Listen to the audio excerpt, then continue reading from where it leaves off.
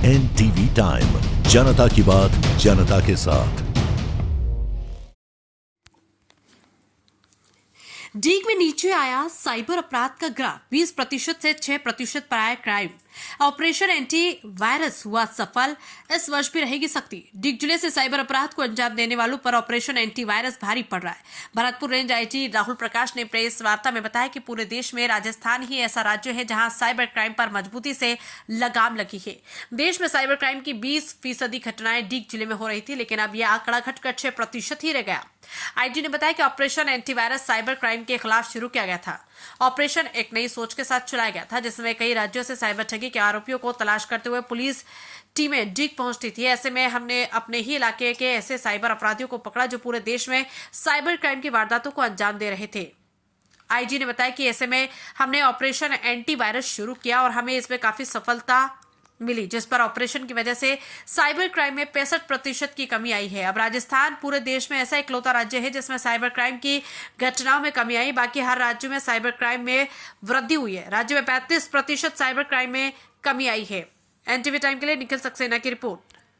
नई सोच के साथ था कि जिस साइबर क्राइम की रिपोर्ट कहीं पर दर्ज होती है और उसको पुलिस पकड़ने के लिए दूसरे राज्यों में जाती है, उसके बजाय क्यों नहीं हम साइबर क्राइम जो हमारे इलाके में बैठे हुए हैं और पूरे देश भर में साइबर अपराध कर रहे हैं, उनको हम पहले ही क्यों नहीं पकड़ लें।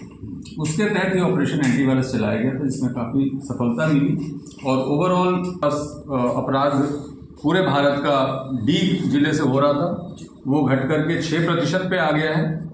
और जो हम लोग नंबर 1 थे पूरे भारत में साल की शुरुआत में, हम लोग नंबर 3 पे आ गए हैं। राज्य के स्तर पे देखें तो राजस्थान इकलौता राज्य है पूरे देश में जिसमें कि इस वर्ष में साइबर क्राइम में कमी आई है। बाकी हर राज्य में साइबर क्राइम में वृद्धि हुई और कमी भी जो है वो बहुत ही अच्छी कमी है। 35% की कमी है, जो हर राज्य में तो बढ़ने का ट्रेंड है, ऊपर गया है क्राइम।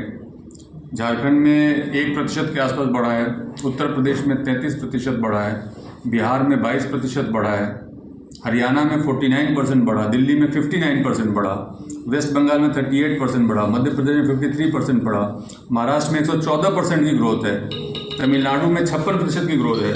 वहीं ग्रोथ के बजाय हमारे यहाँ यह कमी भी 35%, जो कि अपने आप में एक बड़ा ही उल्लेखनीय है।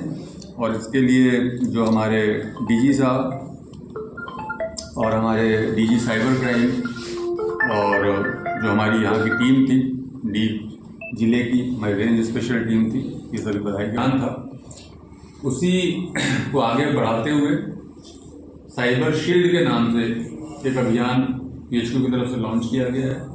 तो उसके तहत हम लोग अपने साइबर क्राइम को कंट्रोल करने का काम करेंगे। भारतीय न्याय संहिता और पहले 6 महीने IPC के अंतर्गत भी दर्ज हुए हैं। इनमें ओवरऑल 4% की कमी आई है पिछले वर्ष की तुलना में, सारे तरह के क्राइम को अगर अपन जोड़ के बात करें। और उसमें अगर अपन लोग हेडवाइज चलें तो हेडवाइज भी अगर देखें तो हर क्राइम में कमी आई है। केवल एक रेप का जो क्राइम है उसको छोड़ करके, जिसमें कि 2.8% की वृद्धि पूरे रेंज में है।